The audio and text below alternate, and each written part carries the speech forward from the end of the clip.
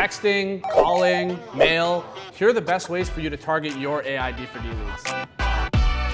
My name's Arman. I'm the co-founder of Appraiva, the world's first and leading AI driving for dollars platform. And in this video, we're gonna go over all the different ways you can target your AI driving for dollars leads through the various different marketing channels and strategies out there. So let's talk about what actually is included in the Appraiva data file to begin with. Number one, we have the actual lead address. This is the target property that was scanned by the AI. The next important thing to point out is that we have a distress score here. So this is the score that the AI model is giving the property out of 100 on how distressed it is. And this is ultimately the score that you're gonna use to do your targeting. We have a full visual breakdown of every single element of the property that the AI model looked at, everything from the exterior walls, the roofing, the lawn vegetation. We have an image date field, so that tells you how recent or how old the image is. Most of the imagery, again, is going to be within a few years old. You have all the property details that comes from the county tax assessor office, things like the living square footage, built year, etc. And then you have the owner's names and their mailing addresses. So if you're doing mail, for example, who owns the property, where do they live, right? So that you can send the letter to the owner's address. You're gonna have some additional ownership data, some tax assessor data, and then you're gonna have the image link, which shows you what that actual property looks like based on what the AI was seeing from the Street View imagery. The last thing that we also include is what we call our likely seller signals. These are just any other potential motivation factors that exist against the property. Things like the property being vacant, or the owners living out of state, or them being a tired landlord, that we use to tell you, hey, this might be actually a better lead, in addition to it just being physically distressed. And the last thing to mention is that we do also have a secondary score that we call our lead score, and this is kind of the more holistic score for the property on both how physically distressed the property is condition-wise, but also it takes into account those other likely seller signals to give you sort of a more blended lead score. All right, so there's a bunch of different ways folks use this data to actually turn these leads into deals. One of those is SMS, texting. Now there's two types of SMS, right? One is more traditional SMS platforms, and there's this sort of new class of texting platforms that is basically AI texting. Let's start with the traditional SMS vendors. So platforms where you can take our leads, these are distressed property leads, we take the owner's information, and we take those skip trace, phone numbers for the owners, and you can basically just upload those into a smarter contact or a launch control and do a mass text blast to the owners with a pretty standard template of, hey, so-and-so saw your property at such and such address. Have you ever considered selling? And then maybe some opt-out language. This can be a pretty effective way and a low-lift way to reach a lot of prospective sellers at once and generate some pretty passive deal flow that way. Now, the difference between traditional texting platforms and AI texting platforms is that once the prospective seller responds to that text message in a traditional platform like Launch Control or Smarter Contact, you then, as the buyer and as the investor, has to go and have the conversation with this prospective seller over text and hold the conversation, qualify the prospect yourself, and do all the follow-up from there on out on your own. The difference with an AI texting platform is these conversational AI bots will actually have the entire conversation with the prospective seller and qualify and nurture and follow up with these prospects on its own.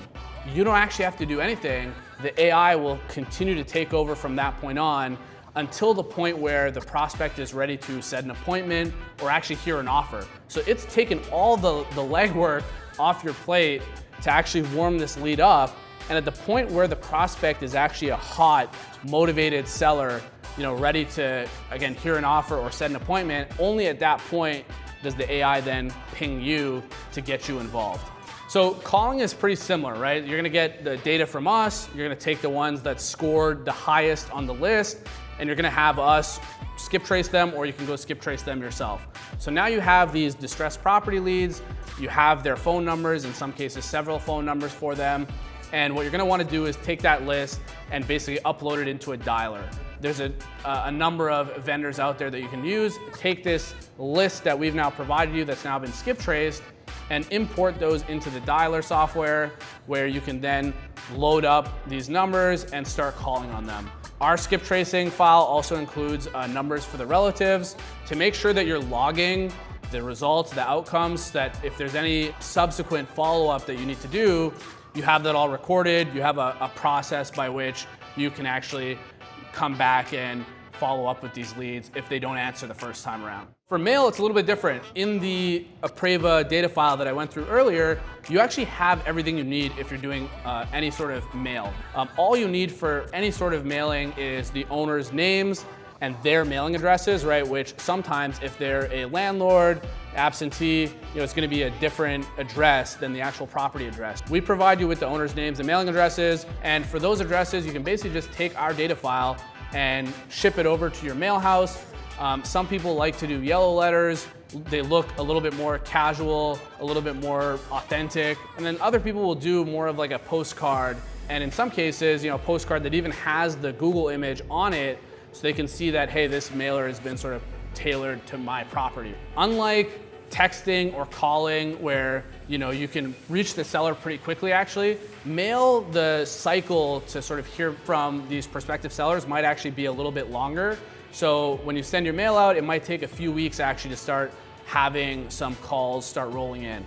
In addition, with mail, because it's a little bit less sort of in your face, you might want to mail these folks on some sort of cadence, right? Maybe monthly or every 3 months on a quarterly cycle, because you may need various or multiple touch points through mail to actually get someone to give you a call.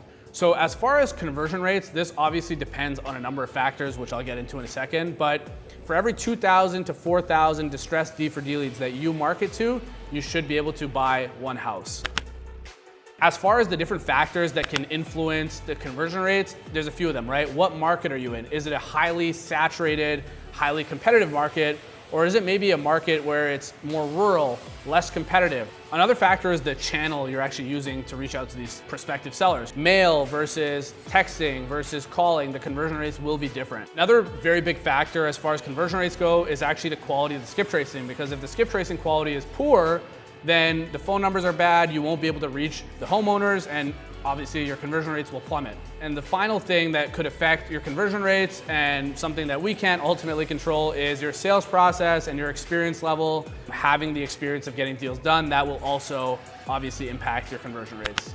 So let's do a little bit of Appraiva math here to figure out how many properties do we need to scan to ultimately get to a deal. Scenario number one, we scan 10,000 properties. Of those 10,000 properties, you take the top 20% that ended up being the highest scoring, the most distressed. You market to those, scan 10,000 properties, you find 2,000 distressed leads, and you get to one deal.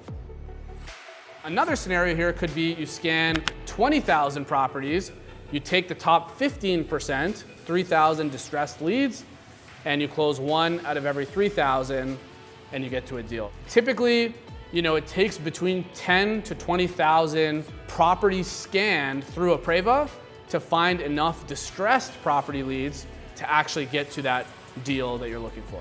If you're still watching, thank you. There you have it. Those are all the different ways you can take these AI D4D leads, start turning them into deals. And if you like this video, like and subscribe for more tips on how to scale your deal flow with AI.